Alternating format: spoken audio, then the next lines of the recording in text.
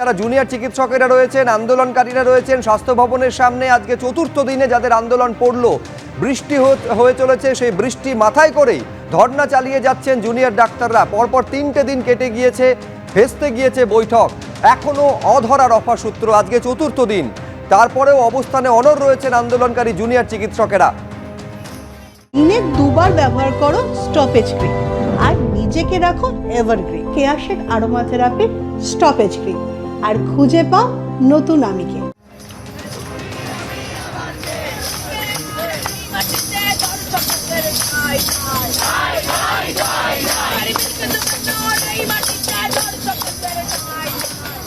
গতকালে আপনারা জানেন যে একেবারে একটা প্রস্তাবিত বৈঠক ছিল, এক আন্দোলনকারীদের একটি প্রতিনিধি দল, তারা নবান্ন পর্যন্ত পৌঁছেও গেছিলেন, কিন্তু লাইভ স্ট্রিমিং করাতে হবে, একেবারে নিজেদের বক্তব্যে অনড় ছিলেন আন্দোলনকারীরা। রাজ্য নবান্ন রাজি না হওয়ায় সেই প্রস্তাবিত বৈঠক ভেস্তে গিয়েছে। এই অবস্থায় এই আরজিকর কাণ্ডে এবার রাষ্ট্রপতির হস্তক্ষেপ চেয়ে মেল পাঠালেন, চিঠি লিখলেন এই আন্দোলনকারী জুনিয়র ডাক্তার। আমি সরাসরি ঝিলম করঞ্জায় থেকে আরো বিস্তারিত জানতে চাইবো। অর্থাৎ এইবারে রাষ্ট্রপতি, প্রধানমন্ত্রী, কেন্দ্রীয় স্বাস্থ্যমন্ত্রীর হস্তক্ষেপ তারা দাবি করছেন।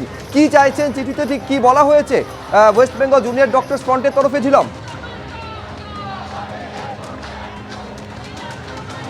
তোমাকে জানিয়ে রাখবো, এই যে চিঠির কথা বলা হচ্ছে, এই চিঠিটি জুনিয়র ডক্টরস ফ্রন্টের পক্ষ থেকে 12ই সেপ্টেম্বর করা হয়েছিল। অর্থাৎ এখানে অবস্থানের অনেক আগে, ঘটনা ঘটার পর তারা পুরো বিষয়টা জানাতে সবাইকে জানিয়েছিলেন, যোগাযোগ করেছিলেন, এবং সেই জায়গা থেকে রাষ্ট্রপতিকেও ইমেল করেছিলেন তারা, উপরাষ্ট্রপতিকে, প্রধানমন্ত্রীকে, সকলকে।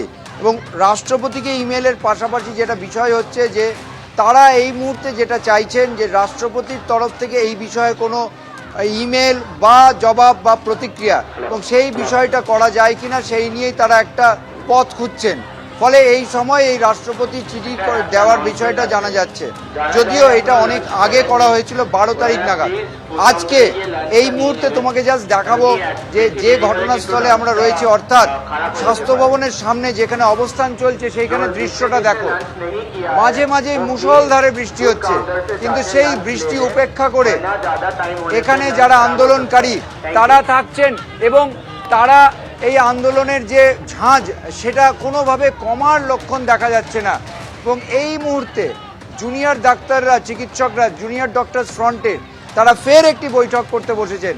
তারা আইনি যে বিভিন্ন জটিলতা থাকতে পারে বা আইনের যে পদক্ষেপগুলো সেই বিষয়গুলো খতিয়ে দেখছেন। অর্থাৎ সুপ্রিম কোর্ট তাদেরকে যে কাজে যোগ দিতে বলেছে সেই নির্দেশ এবং সেই পরামর্শ, সেটার পরিপ্রেক্ষিতে তাদের কি হতে পারে। আমরা যেটা জানতে পেরেছি, গতকাল স্বাস্থ্য ভবনের তরফ থেকে সমস্ত মেডিকেল কলেজ এবং হাসপাতালে কতজন জুনিয়র ডাক্তার কাজে যোগ দিয়েছিলেন সেই বিষয়ে একটা তথ্য চাওয়া হয়েছিল, এবং দেখা গিয়েছে সেই তথ্য দেখে যে সংখ্যাটা খুবই কম। এবং স্বাস্থ্য ভবনের তরফ থেকে এই মুহূর্তে পরিসংখ্যান তৈরি করা হচ্ছে যে কতজন জয়েন করেছিলেন, কতজন জয়েন করেননি। আইনি জটিলতার বিষয়গুলোও আছে। সমস্ত দিক নিয়েই জুনিয়র ডাক্তাররা জয়েন্ট জেনারেল বডি বৈঠক করছেন। কিছুক্ষণ পরে বৈঠক একেবারে সেই জেনারেল বডি বৈঠকের পর তারা কি সিদ্ধান্ত নেন সেদিকে নজর থাকবে। কিন্তু গতকাল একেবারে রাজ্যবাসী তাকিয়েছিলেন, যেখান থেকে এই জটিলতার অবসান হতে পারে একটা সম্ভাবনা তৈরি হয়েছিল গতকাল নবান্নে প্রস্তাবিত বৈঠককে কেন্দ্র করে। কিন্তু লাইভ স্ট্রিমিং করাতে হবে এই দাবিতে অনড় থাকায় শেষ পর্যন্ত ভেস্তে গিয়েছে বৈঠক। এই প্রস্তাবিত বৈঠকে লাইভ স্ট্রিমিং এর অনুমতি নবান্ন দেয়নি। তা নিয়ে কি বলছেন জুনিয়র ডাক্তাররা, দেখুন। আমরা সবসময় সদর্থক আলোচনাই চাইছি, যাতে আমরা এই ধরনের যে অচলাবস্থা চলছে সেটা কাটিয়ে আমরাও চাই রোগী পরিষেবার দিকে ফিরে যেতে। কারণ আমরা যে এখানে এত 34-35 দিন বসে আছি, সেখান থেকে আমরা নিজেরা তো ট্রেনি, আমরা যে শিক্ষাটা পাই পেশেন্টদের পরিষেবা করে, আমরা নিজেরা পরিষেবা দিয়ে আমরা নিজেরা শিখতে পারি, সেই শিক্ষাটা থেকেও আমরা বঞ্চিত হচ্ছি। আমরা আন্তরিকভাবে চাইছি কাজে ফিরতে, কিন্তু আমরা যে আলোচনার জায়গাটায় যাবার চেষ্টা করছিলাম সেই জায়গাতে কিন্তু প্রশাসন মানতে রাজি হচ্ছে না। লাইভ স্ট্রিমিংয়ের যে ব্যাপারটা সেটা তো প্রথম থেকেই করা দরকার ছিল, কারণ লাইভ স্ট্রিমিং না হলে স্বচ্ছতাটা থাকবে কি করে, সবাই আমরা কি আলোচনা করছি সেটা বুঝতে পারবে। তো সেটা যেহেতু হয়নি, তাই বৈঠক ভেস্তে গেল। আজ দেখি প্রশাসন কি সিদ্ধান্ত নেয়। আমরা তো আলোচনা করার জন্য সবসময় রাজি আছি। লাইভ স্ট্রিমিং সব জায়গাতেই হচ্ছে, ইভেন সুপ্রিম কোর্টের যেটা ম্যাটার চলছে সেটাও লাইভ স্ট্রিমিং হচ্ছে। এছাড়াও অনেক যত প্রশাসনিক যত মিটিং হচ্ছে সেগুলোও লাইভ স্ট্রিমিং হয়েছে। আমরা যে দাবিটা করছি, যে 5 দফা দাবি রেখেছিলাম, সেটা অভয়ের এই কেসের সাথে যথেষ্ট লিঙ্ক আছে, সেই জন্যই আমরা ওই 5 দফা দাবি দেখেছি। এবার সেটার জন্য যে মাননীয় মুখ্যমন্ত্রী যে ডিসিশন নেবেন বা যা ডিসকাস করবেন সেটা যাতে সবাই জানতে পারে, সেই জন্যই আমরা সেই সুবিচারের দিকে আমরা গেছিলাম। তো দেখা যাক। এবার জুনিয়র ডাক্তারদের উদ্দেশ্যে বাবুল সুপ্রিয় কি বলছেন দেখুন।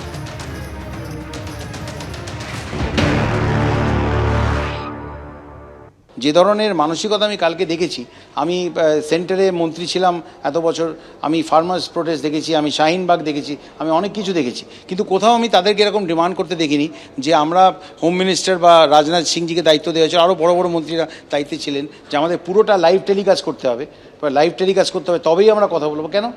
আর যদি লাইভ টেলিকাস্ট করার অনুমতি না দিই তার মানে আপনি কিছু লুকোতে চাইছেন, এটা হয় নাকি? আবার যারা আগামী দিনে ডাক্তার হবে, যারা ডাক্তার অলরেডি হয়েছে, তারা মুখ্যমন্ত্রীকে 2 ঘন্টা বসিয়ে রেখে বাইরে থেকে বেরিয়ে আসবে কেন?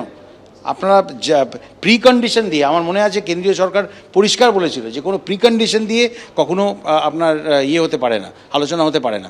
আপনি যা বলতে চান স্বয়ং মুখ্যমন্ত্রী বসে আছে, আপনারা গিয়ে বলুন না, আপনাদের বলতে অসুবিধে কী আছে? আপনাদের এতটাই ইগো যে আপনারা একটা পয়েন্টে যে এটা লাইভ টেলিকাস্ট করতে হবে, সব কিছু পাবলিক ডোমেনে ডাইরেক্টলি হতে হবে, তার কি মানে আছে? ডাক্তারদের কথা যেমন আমরা শুনবো, মাননীয় মুখ্যমন্ত্রী যখন নিজে শুনবেন, তেমনি মুখ্যমন্ত্রী কি বলতে চাইছেন তার দিক থেকে সেটাও আপনাকে শুনতে। আপনারা সকালে বলবেন যে মুখ্যমন্ত্রী পদত্যাগ করুন, আবার বিকেলে বলবেন মুখ্যমন্ত্রীর সঙ্গে দেখা করতে চান। এগুলো কোথাও না কোথাও ডাইকটমি হয়ে যাচ্ছে না, একটা দ্বিচারিতা হয়ে যাচ্ছে না? আমার 2টি মেয়ে, আমি জাস্টিস চাই না, কিন্তু আমি এখন কিচ্ছু না করে, আমি মিনিস্ট্রিতে না গিয়ে, এত লোক কাজ করছে তাদের সব কিছু বন্ধ করে দিয়ে, কোনো ফাইল না ছেড়ে আমি গিয়ে একটা জায়গায় বসে থাকবো এবং ধরে থাকবো যে আমি আমার বসের সঙ্গে আলোচনাই করবো না, তাতে কি কোনো প্রবলেমের সলিউশন আছে?